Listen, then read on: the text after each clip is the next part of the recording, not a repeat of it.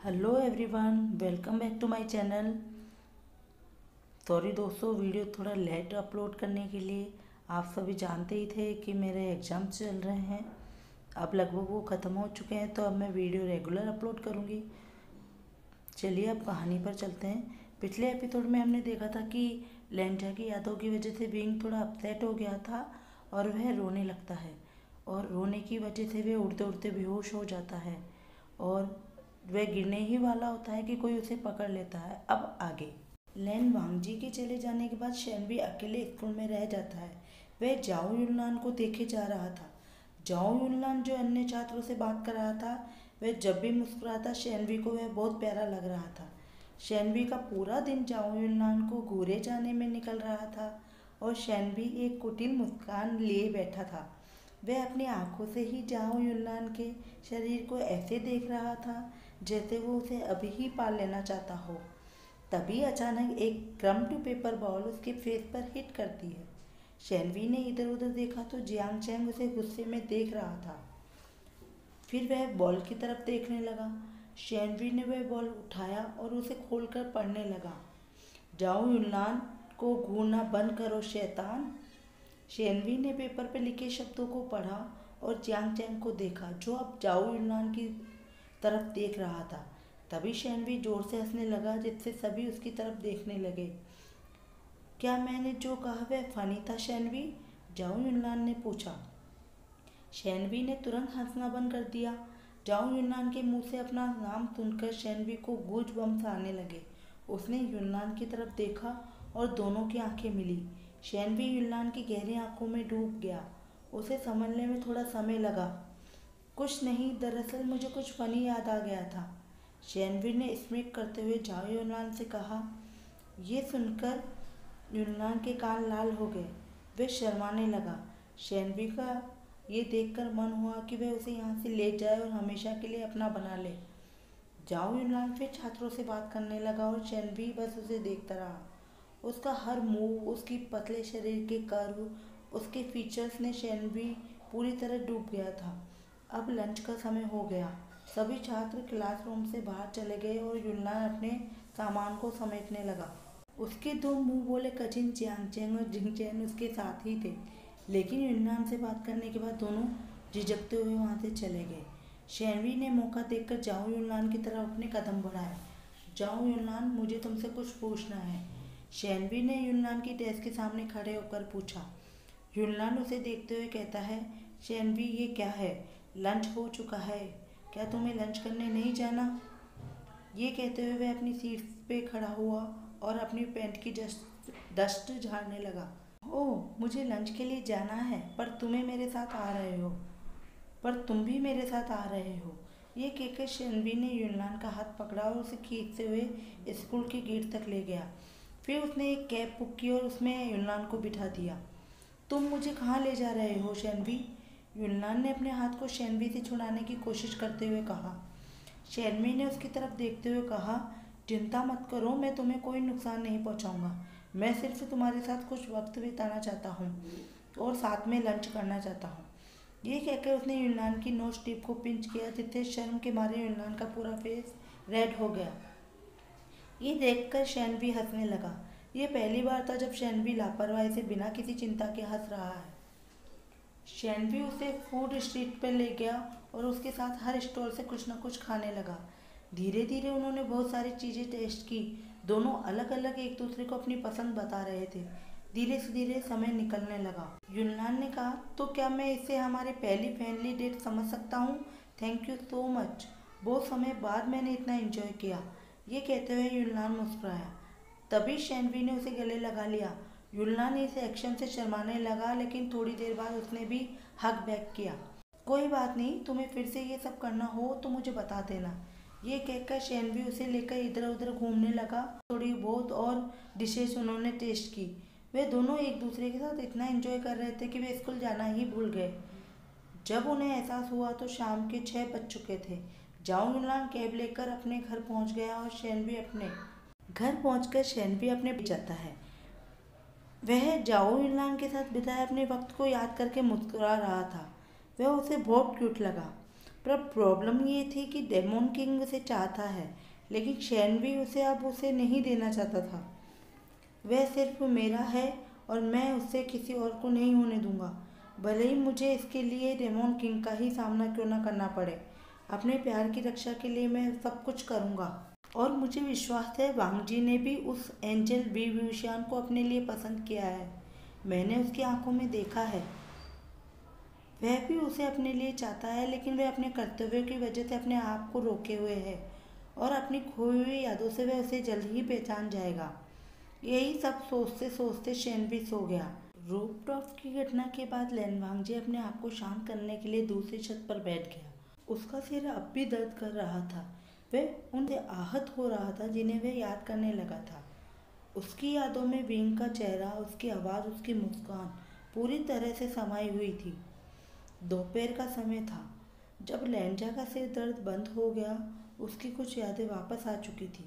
उसे आखिरकार पता चल गया था कि वह कहाँ से आया है और वह वियेंग से जुड़ाव और आकर्षण क्यों महसूस कर रहा है।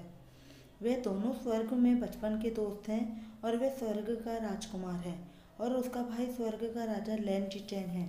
लेकिन अभी भी कुछ अतीत अज्ञात था, इसलिए लैन वांगजी ने अपने आप को ज़्यादा सोचने से रोका और अपने अस्थायी घर में शेनवी के पास जाने का फैसला किया। जब वह वापस जा रहा था उसने एक सफ़ेद आकृति को उड़ते हुए देखा, लेकिन फिर उसकी गति धीमी हो गई। वह इसे नज़रअंदाज करने ही वाला था कि उसने देखा कि वह गिर रहा है। उसने उसकी तरफ उड़ान भरी तो देखा यह तो विंग है जो बेहोश हो गया है और तेजी से कठोर जमीन पर गिर रहा है। इससे पहले कि वह पूरी तरह गिर जाता, लैन वांगजी ने उसे पकड़ लिया और उसकी आधी खुली आंखों को करीब से देखने लगा। Wing, wing. लैंजा को नहीं पता था कि वह उसे कहाँ ले जाए, तो अंत में वह उसे अपने घर ले आता है। लैंजा को चिंता होने लगी। वह जानने की कोशिश कर रहा था कि विंग पहले ठीक था, लेकिन अब कमज़ोर दिख रहा है। लैंगवांजी ने अपनी ऊर्जा उसे देना शुरू कर दिया, जिससे विंग के चेहरे पर उभरी तनाव की रेखाएं दूर हो जाती है। लैंजा उसे चुपचाप चैन से सोते हुए देख रहा था। विंग वास्तव में बहुत सुंदर है। वह इतना सुंदर और प्यारा था कि लैंजा अपने आप को उसके कोमल गालों को छूने से नहीं रोक पा रहा था। उसकी आंखें उसके चेहरे को निहारने लगी और वह उसके गुलाब जैसे पंखुड़ियों समान होठों पर रुक गई।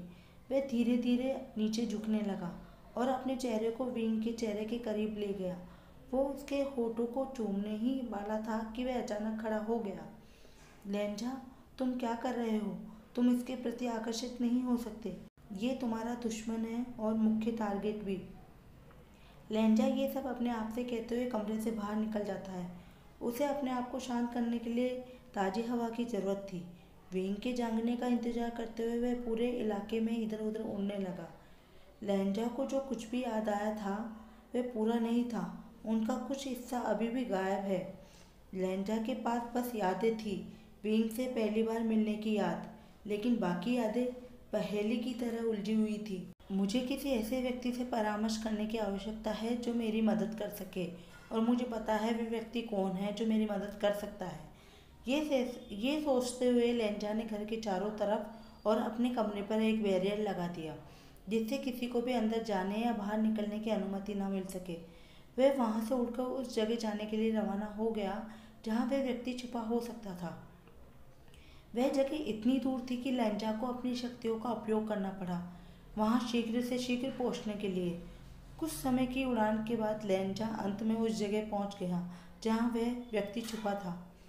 वह एक गुफा थी जो पहाड़ों की गहराइयों में और एक बहुत मजबूत बैरियर से सुरक्षित और छुपी हुई थी। लैंजा उस अंधेरी और खौफनाक गुफा में अंदर चला गया। लैंजा बहुत धीरे धीरे और चुपचाप अपने कदम रख रहा था ताकि अनावश्यक शोर ना हो और गुफा में रहने वाले अन्य जीवों को कोई परेशानी ना हो। आप क्या चाहते हैं? बिन बुलाए यहाँ क्यों आए हो?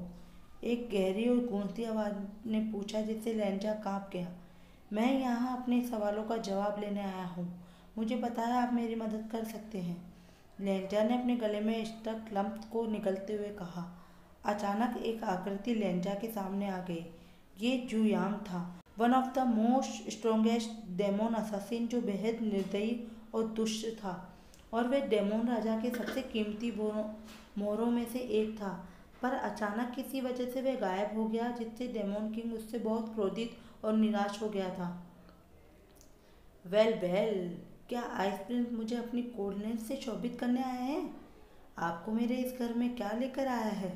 उसने मजाक बनाते हुए लेंजा के सामने घुटने टेक दिए। जैसा कि मैंने कहा, मैं अपने सवालों का जवाब लेने आया हूँ। मैं जानता हूँ तुम मेरी खोई हुई यादों को वापस लाने में मेरी मदद कर सकते हो। लेंजा ने ये कहते हुए उसे अपनी लाल चमकती हुई आंखें दिखाई। जू यांग अचानक एक बार फिर से लेंजा के सामने घुटनों पर बैठ गया, पर इस बार उसमें मजाकिया अंदाज नहीं था। तुमने मेरे सामने घुटने क्यों टेके हैं? लेंजा ने पूछा। मैं आपका भविष्य देख सकता हूँ, जो आपको अंधेरे से रोशनी की तरफ ले जा रहा है। आप दशकों तक जीवित रहेंगे, स्वर्ग व नरक के बीच शांति बनाए रखने में कामयाब होंगे। आप स्वर्ग के नए राजा के साथ मिलकर दुनिया को बेहतर बनाने की योजना का नेतृत्व करेंगे और आप दोनों महान बनेंगे। जैसे ही जू यांग ने ये कहा, अचानक काले धुएं ने उन दोनों को घेर लिया। धुंधली छवियां दिखाई देने लगी। लेंजा खुद को पहचानता है, लेकिन वह आश्चर्यचकित रह जाता है क्योंकि उसकी छवि एक डेमोन किंग की थी, जबकि उसके पास एक धुंधली आकृति राष्ट्रीय सफेद पंखों के साथ खड़ी थी। तुम्हारा क्या मतलब है? लेंजा बहुत कंफ्यूज दिखाई दे रहा था और जुयांग भी ये महसूस कर लेता है। मैं आपको नहीं बता सकता कि क्या होगा, क्योंकि अगर मैं आपको बताऊंगा तो भविष्य बदल जाएगा।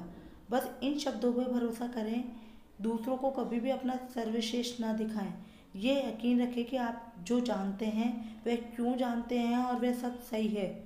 आपकी यादें वापस आ जाएंगी, लेकिन यादों को वापस लाने के लिए स्वयं को मजबूर मत करना, वरना तुम भी सफ़र करोगे और वो भी जो तुम्हारी सारी यादों में मौजूद है। जू यांग अंत में उठ खड़ा होता है और गुफा के अंदर गहरे तक जाने लगता है। लेंजा भी उसके पीछे पीछे जाता है। वीन, तो इसका मतलब वह इन सब से जुड़ा हुआ है। क्या वही है जो मुझे सब कुछ याद दिलाने में मेरी मदद करेगा? वीन, तुम मेरे क्या हो? तुम्हारा मुझसे क्या रिश्ता है? मैं तुम्हारा हूँ वीन। ये सभी सवाल लेंजा के दिमाग में घूमने लगे, जिससे उसे फिर से दर्द होने लगा था। इन अनआंसर प्रश्नों का जवाब लेंजा को तभी मिल सकता है जब वह अपनी खोई हुई शेष स्मृतियों को पुनः प्राप्त कर ले। यूं यहाँ बात करने के बाद लेंजा वापस अपने घर चला गया। विंग अभी भी नहीं उठा था और शेनवी उसे गहराई से देख रहा था। तुम कब तक उसके पास खड़े रहोगे और उसे सोते हुए देखोगे? लेंजा ने अपने कमरे में प्रवेश करते हुए कहा। शेनवी भी उसके पीछे पीछे जाने लगा, लेकिन लेंजा के लगाए हुए बैरियर के कारण वह अंदर नहीं जा सका। वह यहाँ क्या कर रहा है? वह तुम्हारे साथ क्यों है? वह तुम्हारे कमरे में क्यों सो रहा है? शेनवी ने विंग की ओर उंगली उठाते हुए लेंजान से पूछा। उस पर उंगली उठाने की हिम्मत मत करना।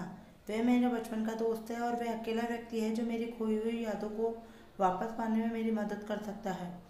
लेंजा ने अपनी चमकती लाल आंखें और शार्प फैंग्स दिखाते हुए कहा। शेनवी ये देखकर थोड़ा पीछे हट गया। ठीक है, मैं उसे नहीं छूंगा, लेकिन वह हमारा मेन टारगेट है और डेमन किंग उसे चाहता है। तुम इसके बारे में क्या करोगे? मैं भी दूसरे टारगेट को नहीं छोड़ना चाहता। शेनवी ने अपनी गर्दन के पिछले हिस्से को रब करते हुए शरारती अंदाज में कहा। तुम्हारा क्या मतलब है? लेंजा ने पूछा। वांग जी, जाओ युनलान, मैं अनजाने में ही उसे अपने बेलव्ड के रूप में चुन चुका हूँ और मेरे अंदर का शैतान ऑलरेडी उसे मार करना चाहता है। ये सुनकर लेंजा शॉक्ड हो गया। वह सोचने लगा, हम दोनों के साथ ऐसा नहीं हो सकता। शेनवी और लेंजा दोनों ने अनचाही जाओ युनलान और विंग को अपने प्यार के रूप में स्वीकार कर लिया है और अब इस बारे में वह कुछ नहीं कर सकते। और यह एक बहुत बड़ी समस्या होने वाली है, चूँकि डेमोन किंग दोनों को ही चाहता है। शेनवी, क्या तुम्हें पता है कि अब हम दोनों बहुत बड़ी मुसीबत में पड़ने वाले हैं? हम उन दोनों को वैन रूहान से कैसे बचाएंगे? लेंजा ने पूछा। तभी उसके कमरे के इर्द गिर्द का बैरियर गायब हो जाता है। हम डेमोन असासिन जू यांग की तरह गायब हो सकते हैं, क्योंकि अब हम दोनों ही हमारे लक्ष्य को छोड़ना नहीं चाहते हैं और हम उन अन्य वारियर एंजल से मिलकर इन्हें बचाने की योजना बना सकते हैं। लेकिन पहले हमें उनका ट्रस्ट गेन करना होगा, शेनवी ने कमरे के अंदर जाते हुए कहा। शेनवी ने जो भी सुझाव दिया वह बिल्कुल भी बुरा नहीं। हम दोनों को जो चाहिए वह हमें मिल सकता है। ठीक है, मैं आज रात डेमोन बॉन्ड तोड़ दूंगा। तुम क्या सोचते हो? लेंजा ने विंग को ब्लैंकेट उड़ाते हुए कहा। मैंने ऑलरेडी उसे तोड़ दिया है और ये नरक की आग से भी बदतर है। मैं वास्तव में बहुत देर तक बेहोश पड़ा रहा, शेनवी ने कहा।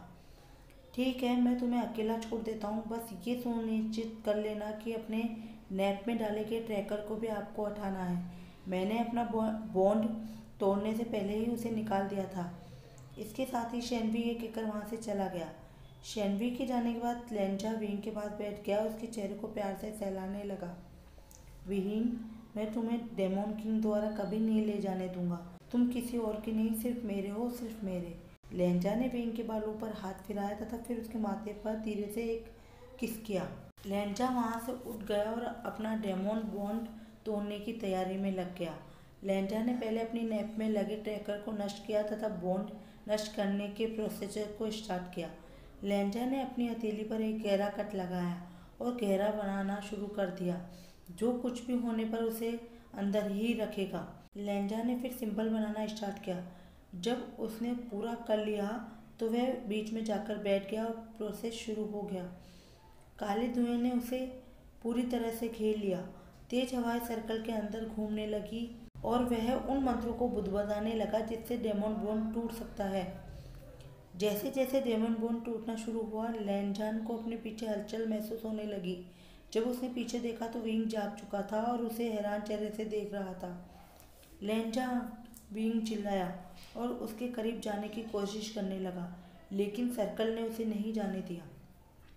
लेंजा बॉन्ड को तब तक तोड़ता रहा जब तक कि वह अंत में टूट नहीं गया।